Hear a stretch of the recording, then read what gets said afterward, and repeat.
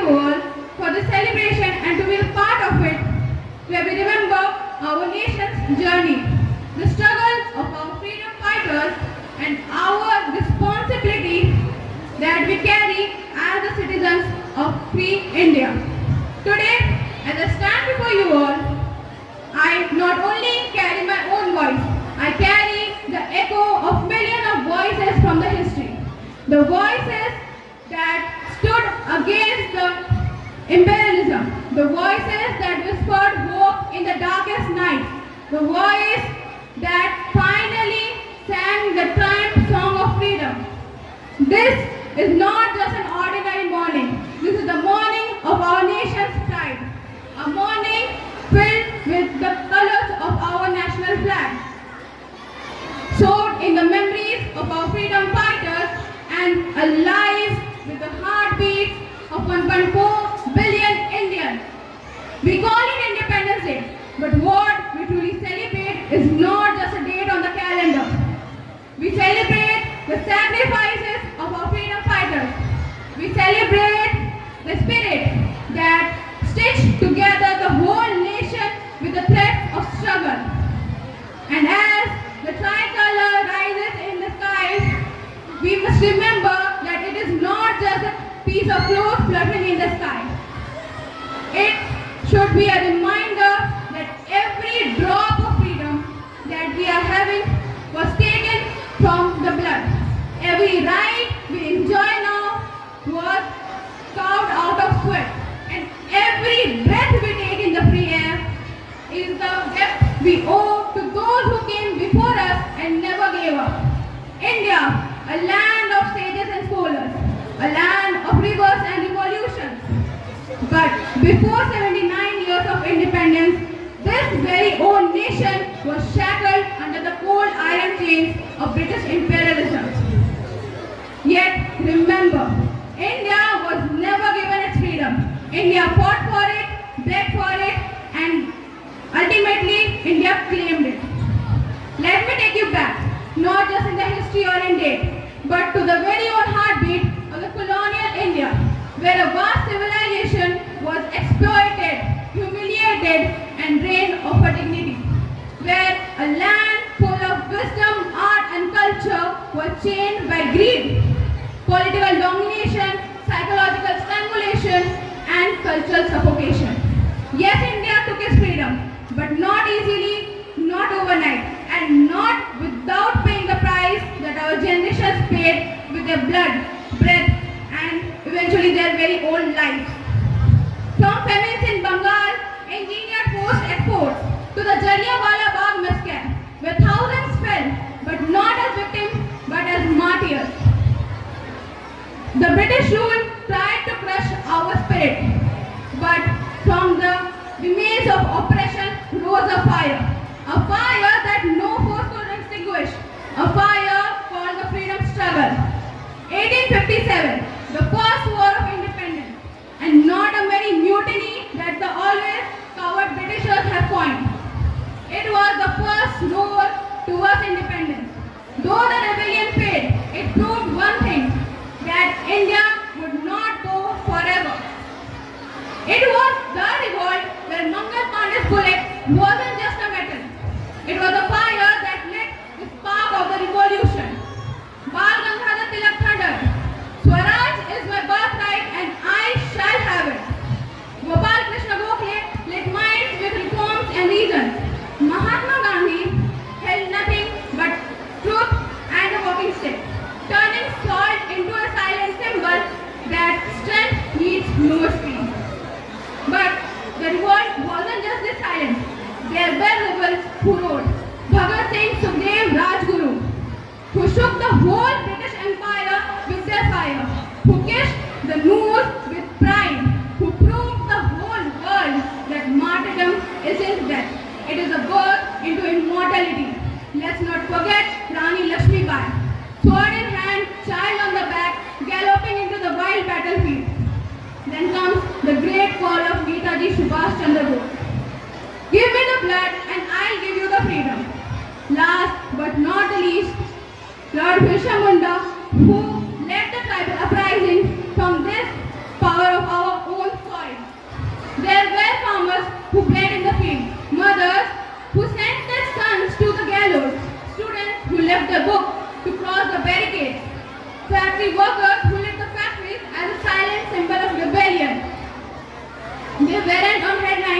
but were a strong backbone of India's revolution. They fell without a name, without a tombstone, but their blood still runs in our national flag's history. There were millions who lived under hunger, humiliation and hopelessness because their invaluable motherland was someone else's treasure chest. But it said, right, after every struggle, the freedom comes.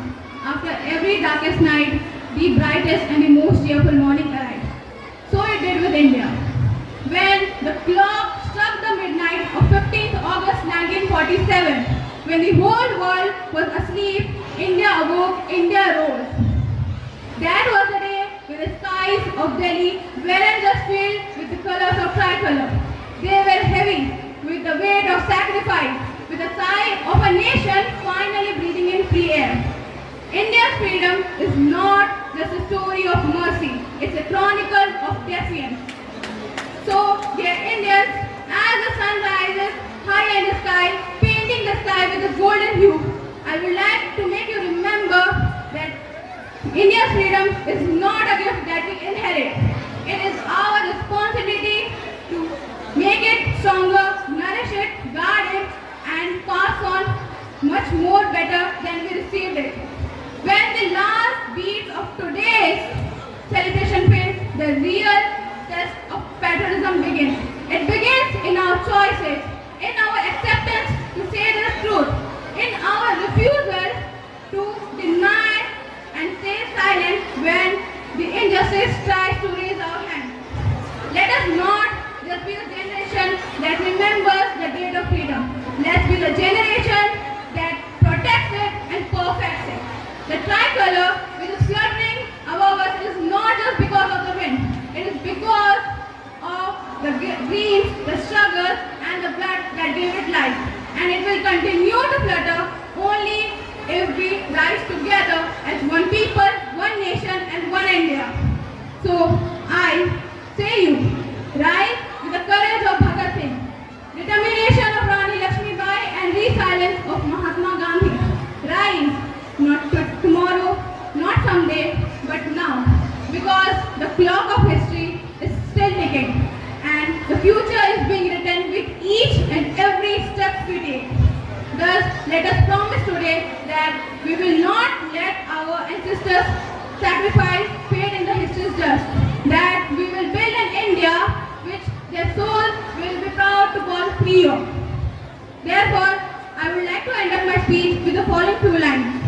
ज़मीन बोले मैं हूँ कहानी, खून से लिखी प्यार से कहानी, चांद सितारे भी झुक जाएं जब ये तिरंगा आसमां में आए, गुलामी के अंधेरों को चीर के आए, शहीदों के खून से रंग सजाए, रानी झांसी का तेवर यार, भगत सिंह का जुनून आबाद। ना ये कहानी पुरानी, ना ये कहानी जवानी, ये तो है हर दिल की आवाज़, ये है हमारे भारत का अंदाज। तिरंगा बोले बस एक वादा, ना कभी घबराना, ना कभी बिकना, खून पसीना मोहब्बत का रंग, भारत रहे सदा यूं अनंत। एकता का मंत्र हम गाएं, नफरत का जादू हम मिटाएं। बस दिल से निकले बस एक प्रार्थना, जय हिंद जय भारत, एक भारत श्रेष्ठ Bharat. Once again, I wish you all a very happy 79th Independence Day. Thank you. Jai Hind, Jai Bharat, Vande Mataram. Thank you, Anushka, for that inspiring speech. Your words reminded us of the sacrifices. प्रणाम, मैं भी वही हूँ जो आप है, माँ भारती की संतान। और आज मेरे दिल में, आपके दिल में एक ही बात, एक ही दुआ अपने देश के लिए कि तेरा हिमालय आकाश चूमे, बहती रही तेरी गंगा, ऊंचा हो इतना, इतना बुलंद हो, तारों में चूमे तिरंगा। वो गंगा हमारे यहाँ बहती है जिसके पानी से एक आचमन करता है और दूसरा वुजू। कभी सुना है मादर स्पेन, मादर ब्रिटेन, मादर अमेरिका? नहीं, सारे दुनिया में तो सिर्फ हम ही हैं जो मुल्क को माँ कहते हैं। आजादी, अरे ऐसे ही थोड़ी मिल गई थी आजादी। हजारों गोलियां चली, करोड़ों कोड़े बरस गए, कितनों ने अपनी जान की बाजी लगा दी और कितनों ने भरी जवानी में अपनी लाश बिछा दी। ऐसे ही थोड़ी मिल गई थी आजादी। ये जो 15 अगस्त है ना, यहाँ तक पहुँचने का रास्ता 23 मार्च से होकर गुजरा है। वही 23 मार्च जब भगत सिंह, राजगुरु और सुखदेव ने फांसी के फंदे को ऐसा दीवानगी से चूमा था जैसे मेहंदी से सजे हुए अपना दुल्हन का हाथ चूम रहे थे। ये 15 अगस्त 27 फरवरी का कुर्बानी का सिलसिला है। वही 27 फरवरी जब पंडित जनसका राजा अल्फ्रेड पार्क पर आखिरी गोली अपनी मस्तक पर उतारी थी। ये 15 अगस्त 30 जनवरी की कीमत पर मिली है, जब बापू ने हमें हे राम बोल के अकेला छोड़ दिया। आंखें भीग रही है ना, रोकिए अपने आंखों को, कहिए अपने आंखों से कि आज उदासी का दिन नहीं, आज उत्सव का दिन है। आज जश्न मनाएंगे, आज ढोल के बजवाएंगे। जो कभी लौट के आ ना सका उनकी यादों में गाएंगे। हमारी मिट्टी में जिसका जन्म हो गया ना, उसका वंदे मातरम रोम रोम हो गया। कुछ तो बात है हमारी इस मिट्टी में कि हमारे जर्रे कभी आंसुओं से नम नहीं होते, या बलिदानियों की चिताओं पर कभी मातम नहीं होते। यहाँ सर झुकाने वाले पैदा नहीं होते और सर कटाने वाले कम नहीं होते। अरे पता है 1931 में भगत, राजगुरु और सुखदेव लाहौर सेंट्रल जेल में बंद थे। दो अंग्रेज अफसर रॉबर्ट और पार्कर उनके पास आए, बोले भगत, अंग्रेज सरकार तुम्हें माफ कर देना चाहती है, बस एक लेटर ऑफ अपॉलजी लिख दो। झुक जाओ भगत, झुक जाओ, जान बच जाएगी, सिर्फ झुकना ही तो है। भगत जी मुस्कुराते हुए रॉबर्ट और पार्कर की तरह देखे। उसकी मुस्कुराहट कह रही थी, अरे तेरी हैवानियत कितनी है, बस औकात इतनी है, बहाकर बेगुनाहों को लहू इतराना आता है। गुरु रे बेखबर तुझको ये कौन समझाए, वो सर झुक ही नहीं सकता जिसे कट जाना आता है। और उन्होंने उस दिन फांसी के फंदे को ऐसा दीवानगी से चूमा जैसे मेहंदी से सजी अपने दुल्हन का हाथ चूम रहे हैं। ऐ दुल्हन, मैं रात भर सतलज नदी में बह गया, पूछ मत तेरी जुदाई में दिल में कैसे सह गया। है राहत की खुशी पर जाते जाते दुख भी है, हाय आजादी तेरा घूंघट उठाना रह गया। हमारे गांव में बहनें उसे राखी ना बांधेगी अगर जंग से भाई लौट के नाकाम आ जाए। हम शपथ लेते हैं हमारे दिल में हिंदुस्तान रहेगा। हम शपथ लेते हैं हर धर्म ग्रंथों से बढ़कर हमारी ये संविधान रहेगा। ओ माई मेरी नस नस में है तेरा इश्क बहे, फीका ना पड़ जाए कभी रंग तेरा जिस मुंह से निकल के खून गए। एक फौजी के जीवन में उनकी दुल्हन की बस यही इच्छा रहती है कि वो जानती है एक फौजी के जीवन में जो भी जाएगा वो दूसरा प्यारी कहलाएगा, क्योंकि पहला वादा तो देश की मिट्टी से निभाएगा। वो मैं जानती थी मैं जिस आहट के लिए मेरे कान तरस गए, वो आहट बन के आ जाओ, वो आहट बन के आ जाओ। मैं जानती थी मैं तुम्हारा दूसरा प्यार ही हूँ। याद रहे मेरे ढोल सिपाही, चाहे मैं बेरहम क्यों ना मर जाऊं, मैदान छोड़ के मत आना। ओ माई मेरी नस नस में है तेरा इश्क बहे, फीका ना पड़ जाए कभी रंग तेरा जिस मुंह से निकल के खून गए।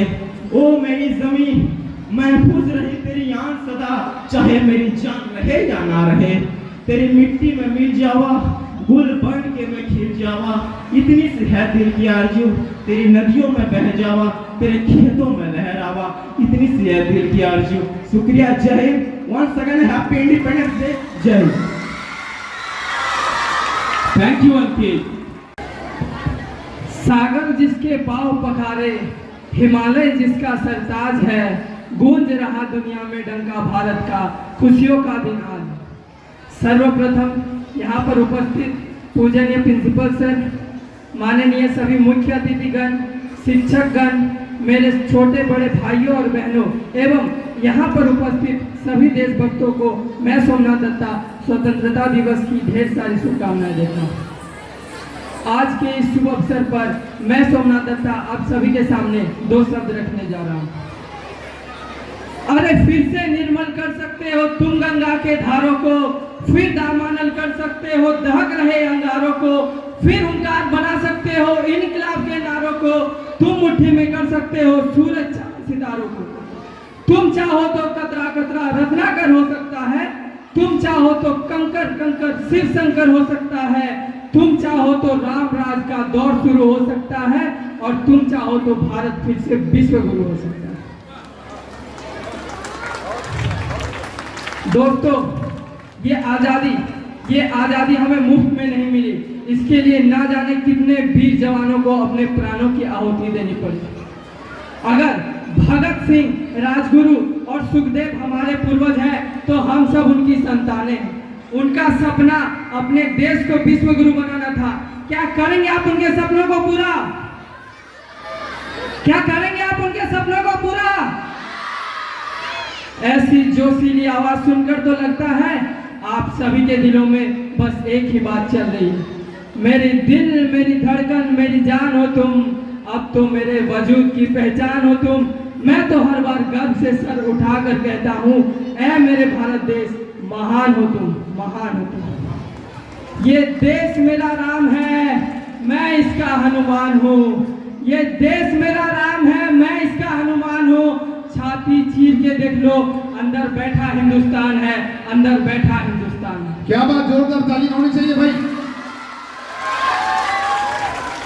दोस्तों, जब एक जवान शहीद होता है तब केवल एक परिवार नहीं रोता, बल्कि वो हर इंसान रोता है जो शहादत के मायने समझता है। वो हर नागरिक रोता है जो अपने देश के प्रति प्यार रखता है।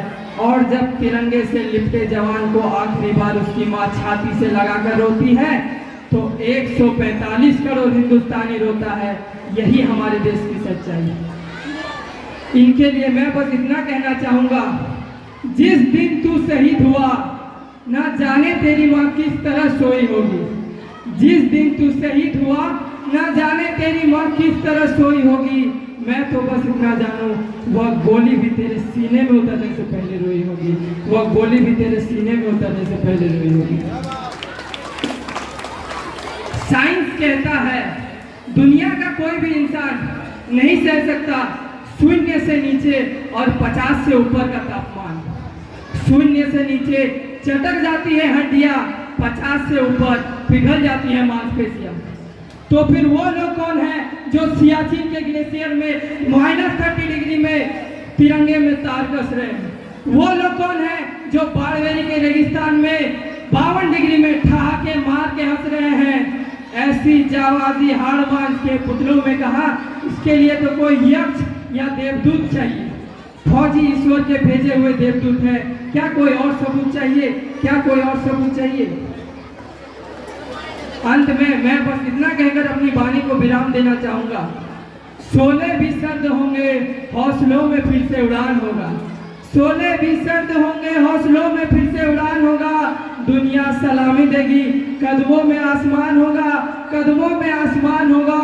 वो दिन दूर नहीं मेरे साथियों, जब फिर से विश्व गुरु हमारा हिंदुस्तान होगा, हमारा हिंदुस्तान होगा।